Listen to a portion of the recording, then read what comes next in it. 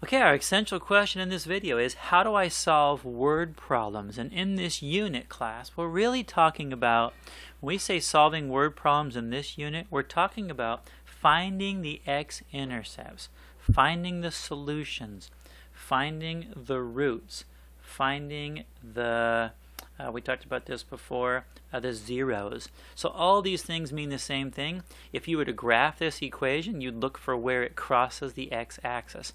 So we're going to ask the question, how do I solve word problems? Here's my word problem. Loretta kicks a soccer ball from the ground. The height of the ball in feet can be modeled with the function h of t is equal to negative 16t times t minus 2.3, where t is the time in seconds after the ball is kicked. How long will it take for the ball to hit the ground? How long will it take for the ball to hit the ground? A couple things as you look at here. One, she's kicking the ball from the ground. So it's starting off at a height of 0. So we know it's starting off at 0. We have a quadratic expression or quadratic function which tells us how high the ball is at different measures of time. So, how high is it at 1 second? How high is it at 2 seconds? How high is it at 3 seconds? And the question is asking, how long will it take? You should see, when you see the word how long will it take, or the phrase how long will it take, we're looking for time. We want to find out at what value of time is the ball going to hit the ground. And we should see, class, that hit the ground means that h of t, which is the height of the ball, is going to be equal to 0. So really they're asking the question, what is the value of t that's going to make this function equal to 0? If you can find the value of t that makes this function equal to 0, you just found the times when the ball is on the ground. We just kind of went through this in other videos. Now you're seeing it play out in a real life problem. And when we look for the values of t that make the function equal to 0, we're actually looking for the x-intercepts. That's why x-intercepts are so important. Alright, so this question, if you want to just phrase, what is this question actually asking us? It's asking us this. What are the x-intercepts? What are the x-intercepts? Now, not every word problem is going to be asking you this kind of a question, but this unit really focuses on finding x-intercepts. We could also call these the zeros. Alright, well, let's apply some of the things we learned in a previous video. Let's write this equation. H of t, actually we have the equation, h of t equals negative 16t times t minus 2.3. Well, the zeros are going to be found when this equation is equal to 0. That's why they're called zeros. Kind of works out pretty nice. So we're going to actually set this equation equal to 0. How do we know those are the x-intercepts? Because h of t is our y value. And the x-intercepts are where the y value is equal to 0. So when we set the h of t, we set this part of our function equal to 0, we're actually going to solve and find the x-intercepts. And now we'll just go through our process. What are the values of t that make this equal to 0? We can use the zero product property. Well, the first thing we're going to find out is, what is the t value that makes negative 16t equal to 0? And what is the value of t that makes t minus 2.3 equal to 0? Either one of those values of t will change the whole equation to 0 by the zero product property. Now this one over here is easy, because negative 16 times what equals 0? Well, you know that t has to be 0 here. If t is 0, this will always be true. Any other value of t, it's not true. This one we got to do a little algebra. We're going to add 2.3 to both sides, and you're going to get t equals 2.3. So our two x-intercepts, our two solutions, our two zeros, are t equals 0 and t equals 2.3.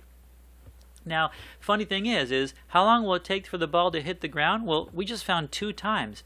0 times 0, so 0 seconds have passed, and 2.3 seconds. Class, they're not asking us about the starting point. We already know the ball starts off on the ground. So this is not a valid solution, time equals 0. We know it's on the ground right there. She hasn't even kicked it yet. This is the one that we're looking for. So this answer is actually just telling us the starting point. Things won't always start on the ground, but in this case, this is a starting point, so we're not concerned about that in our answer. We're looking at this here, and we're finding out that in 2.3 seconds, that ball will have flown through the air, gone to the very top vertex, come down, and landed on the ground, and it's going to be at the x-intercept at 2.3 seconds. I'm going to show this in a graph just real quick so you see this. So let's go ahead and let me change that color. Let's make an x-axis or a y-axis. Let's make an x-axis. This graph's going to look something like this. Oops, I don't want that color. It's going to look something like this. We're going to have a starting point for the ball. At t equals 0, height is equal to 0. So there's our starting point. And then when she kicks the ball, it's going to go up. We don't know how far up it's going to go right now. It's going to go up. It's going to reach a vertex. It's going to come back down again. It's going to land back on the ground. This t value of 2.3 means this is going to be at 2.3 seconds, and this is at 0 seconds. And if we want to really label our graph correctly, this should have been time in seconds. And this, the y-axis, is height. And it says we have height in feet. So you can see here from the graph, if you graph this equation, you'd see it would cross the x-axis at 2.3, which is time in seconds. That tells us how long it takes to hit the ground. This is a word problem. It requires a word answer. So here's our word answer. The ball will hit the ground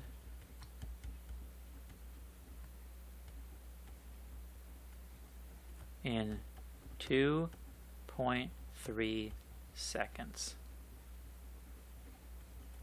So there is your answer to this question. We'll hit the ground in 2.3 seconds. All right, let's take a look at the next problem. Scroll up here. All right, here's our next word problem. George throws a football, and the height of the ball in inches can be modeled with the equation. Here's our equation. It's not written as a function, but doesn't matter. It all works the same. Where x is the time in seconds since releasing the ball. How long will it take for the ball to land on the ground? So again, class, when it says land on the ground, we are talking about the x-intercepts. I'll just abbreviate that. The x-intercepts, and we can also, of course, call them the zeros. Where does this graph cross the x-intercept? Since the ground is the x-axis, when you hit the x-axis, we're going to be hitting the ground. All right. Well, this is a little bit more complicated. You can see, though, that this format, again, looks a lot like when I taught you guys how to use distribution to multiply two binomials. I'm going to write this equation back again, so we'll see this. First of all, let's set it equal to 0. We know that y is going to be 0 when we're on the ground. So let's mark it. Let's write it as an equation equal to 0. -4. It's very common, class, or all the time. When you want to find the x-intercepts of an equation or a function, you're going to need to set it equal to 0 to find where that object or whatever it is going to hit the ground. Got a few decimals in here. We can deal with that. Okay, so I've written this out. Well, we've seen already in our examples, it's nice. If we've got a binomial that's repeated, we can actually take these two terms and combine them together and make them into their own binomial. This is just the reverse process of what we did when we distributed two binomials. And then we can just repeat our second binomial, and we just change this equation to intercept form. Whoops, I forgot to put in here this equals 0. So now we've got a binomial times a binomial. This is no problem now. They're asking us for the x-intercepts. All we got to do is find out, using the zero product property, what values of x are going to turn either of these binomials to 0. Let's take a look at the first one. I'm going to set negative 4x plus 15.2 equal to 0. And I'm going to set 4x plus 3.6 equal to 0. And I'm going to solve both of these. Alright, the first one, I want to get the 15.2 to the other side, so I'm going to subtract 15.2. I've got negative 4x equals negative 15.2. Now I want to get x by itself, so I'm going to divide both sides by negative 4. That's going to get my x value by itself, because negative 4 over negative 4 is 1. X equals, well, this one I can't do in my head. Let's pull up the calculator. I've got negative 15.2 divided by negative 4. Press equal, and you've got 3.8. So x over here is going to be equal to 3.8. There's our first x-intercept. Let's do the next one. This one looks a little about the same. To get the x by itself, let's move the 3.6 to the other side. We've got 4x equals negative 3.6. Now we're going to divide both sides by 4 to get x by itself. When we do that, 4 over 4 equals 1. It doesn't affect our equation anymore, and we've got x equals. We're going to have to do this in the calculator as well. See if I can slide this over. And we've got negative 3.6 divided by 4. Oops, I had some other information. That's why you always look at your screen, class. I realized, whoops, I got a number in there I don't want. Try it again. Negative 3.6 divided by 4 equals negative 0.9. So this is negative 0.9. Now something should jump out at you right now. If x is time, x is the time in seconds, there's no such thing as negative time. That means this solution is no good. Okay? And we're going to put a little note here so you recognize this. No negative time. So that solution is out.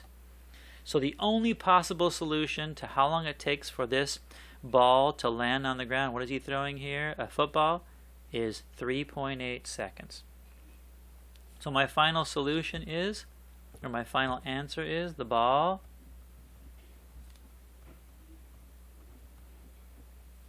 will take 3.8 seconds, because it told us it's doing time in seconds, 3.8 seconds to land on the ground. Whoops.